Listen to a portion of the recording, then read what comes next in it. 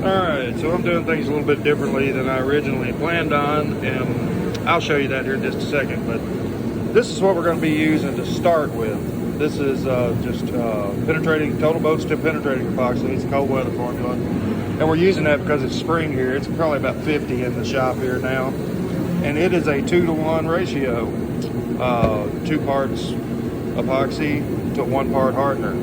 And don't get that confused with the 5-to-1. Don't ask me how I know not to do this, but if you want to go back in some videos, you'll understand why. These two have a completely different mix. All right, so this is 2-to-1, that is 5-to-1. We'll use that. This is the first stage of our repair. That's going to be the second. So along with some of that right there's going to be our secret weapon. So here we go. We're going to get this mixed up, and I'll meet you in the boat. All right, so here's what we're going to do. I've cut this stringer open, and I just felt that that was just prudent to do. We want to do a decent job on this. And what we're going to do is, I'm going to pour that penetrating. I was able to get almost every bit of that out. So what I'm going to do now is I'm going to pour that penetrating epoxy in the bottom down here, and we're going to start just feeding in. Get some more of this out. I think I can get even more of it out. We're just going to start mixing it in with the little bit of stuff that's left down in here, whatever we can't get out, and then that'll give us a good base, and then we're going to just throw some cloth in there and start building this up just like a layup, basically. So here we go. I'm going to go ahead and vacuum this out, and then we're going to get started.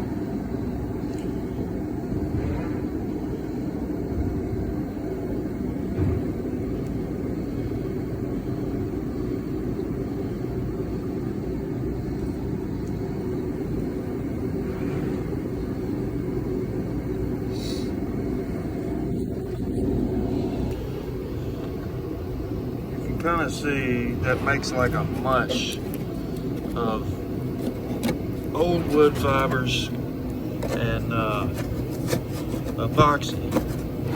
And you just want to make sure to get that stuff really good and mixed up so that you got a nice, good firm base down in there to start laying cloth up off of.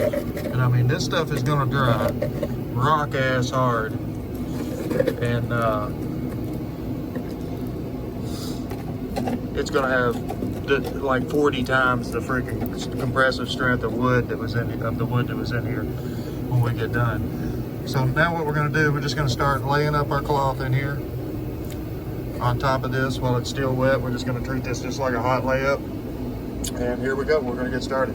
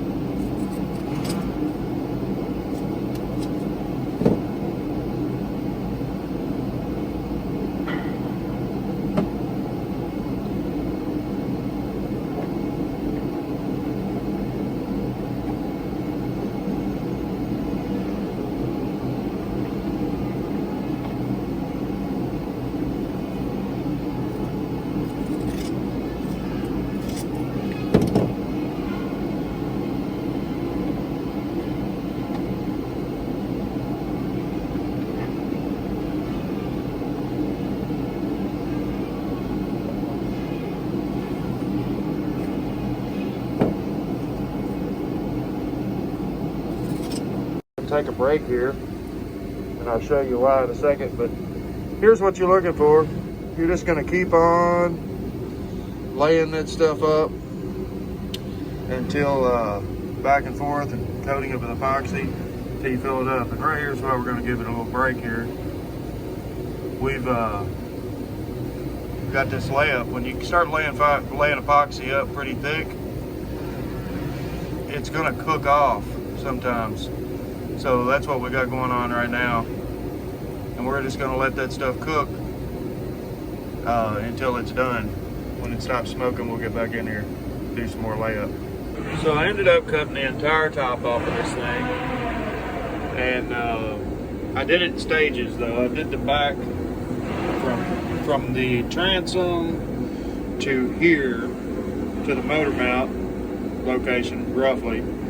I cut it out and filled it first, and while it was still hot, you know, hell fire, man, I mean, it's still hot. It's probably a good 100 degrees, I'm guessing, coming off of there. And our glove idea, it worked perfectly. Our holes are good. Shoving the glove in there, it didn't fill it full of, stuffing it full of something. And this is still wet, just did it. Basically what we're doing is same thing. Start with penetrating epoxy so you can get a good bond to the hole at the very bottom, and thickened penetrating epoxy, and then turn around and this is what I did, is cut strips in a combination of strips of biaxial 1708 and chopped strand mixed with 5-to-1 on top of that, and just kept on shoving it in and shoving it in and shoving it in, and pouring some more on top of it. And basically we've just got a fiberglass or an epoxy stringer. This entire stringer on this side now is solid. Now what we'll do on the top of this after this sets up is I'll come in with some more thickened and lay in some more of these strips to build this up a little bit more. And then here's all the pieces that we cut out of here. They'll fit right back into there, and we'll just push those back down on there, and then glass over top of the top of it, and that'll be it. That's how it'll be done. And this is the worst one. So the other side, center stringer's already done. The other side will be cake, because it's only from about right here to the transom is all it needs. From here forward is solid, and we've already hit it with penetrating epoxy. So we're almost there. The line is almost there. But yeah, guys, if you've got a situation like this works perfectly. I promise you, this is I cut this piece out. I'll give you for instance. This is the piece that was right here where we had poured that penetrating into that hole to make that tie. And my grinder, this is what it turns into, you know. But here's the downside to it, is it doesn't get to everything. And that's why I went ahead and cut the top off of it, so I'd make sure I could saturate everything inside that stringer with it. But where this penetrating did soak in, my grinder had a harder time cutting through that than it did through the glass. I mean, this stuff it's tough. It's tough stuff. There's another piece there that has that penetrating on it. And I mean, I can't break it off. It's tough. It's tough, man. I mean, this stuff is a wonder. But you got to get it all in there, and that's the problem, is making sure you make it into the hole. But yeah, I mean, it's a great quicker way to get this taken care of. You don't have to cut the boat all to pieces. You know, the factory joints down here, that you don't have to touch them, and just cut the top open. I mean, basically this is like sea cast, but probably about 6 times stronger, and a hell of a lot cheaper, to be quite honest. I've got about probably about $200 in epoxy in that entire stringer. $200 in epoxy and fiberglass cloth to do this right here. And the reason why I cut that in 2 stages, I cut it, like I said, I cut it from here to here before I opened it up from here to here, and that was to allow, I wanted this to bond up so that I didn't get any spread in that stringer whenever I cut it completely open. So I cut it to here, then filled this up, allowed it all to set up, and then I went ahead and cut it from here all the way up to our original hole and filled that all in. And that way we didn't get any boing whenever we popped the whole top of it open, you know, because that's not something you want. So anyway, one more project down. I got to order some more epoxy because I used everything I had.